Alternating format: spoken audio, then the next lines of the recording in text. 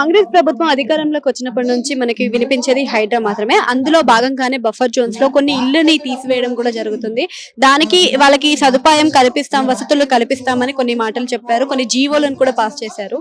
అసలు మీకు అందులో జరిగిన నష్టం? మాకు హైడ్రాకు సంబంధం లేదు. హైడ్రాకు సంబంధం లేదు, బఫర్ జోన్ సంబంధం లేదు. We are out of buffer zone.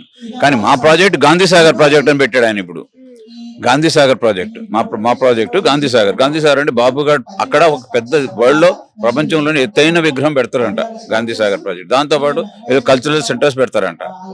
దానికి మాకు సంబంధమే లేదు. 400 కుటుంబాలు ఉంటున్నాం మేము అక్కడ. 400 అపార్ట్మెంట్లు ఉన్నాయి, 400+ Madhu park AB 6 acres 40 cents. అది ప్రస్తుత పరిస్థితి మాకు. 9th టీడీఆర్ అని అడిగాడు. టీడీఆర్ ఎవరైనా కావాలంటే రండి అని అడిగాడు. 12th అక్విజిషన్ నోటీస్ ఇచ్చాడు మాకు. 12th అక్విజిషన్ నోటీస్ డైరెక్ట్ మేము తీసుకుంటాము.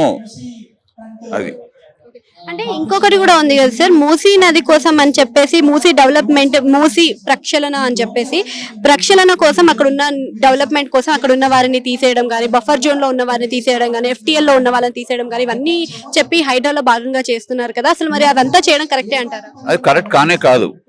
ఎప్పటి నుంచో మేము 15 సంవత్సరాల నుంచి అక్కడే నివాసం ఉంటున్నప్పుడు ఇవాళ కొత్తగా హైడ్రా వచ్చిందని చెప్పి తీసేస్తే ఎట్లా కుదరదు కదా.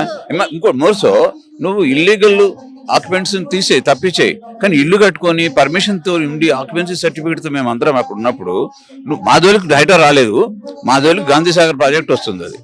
అది గవర్నమెంట్. అసలు మూసీ అనేది డెవలప్మెంట్ జరుగుతుందంటారా? అంటే ఎన్నో ఏళ్ళుగా ఉన్న మూసీని ఇంతవరకు ఏ ప్రభుత్వం కూడా కదిలించలేదు. కదిలించినా కూడా అది డెవలప్మెంట్ అనేది ముందుకు వెళ్ళలేదు. మరి ఈ ప్రభుత్వంలోనే అయ్యే ఛాన్స్ ఉందంటారా? నా వరకు నాకైతే మాత్రం అది ఏమి జరగదు. ఇట్లా జరుగుతూ ఉంటది. ఏమన్నా maximum Gandhi Sagar project take up చేస్తారేమో.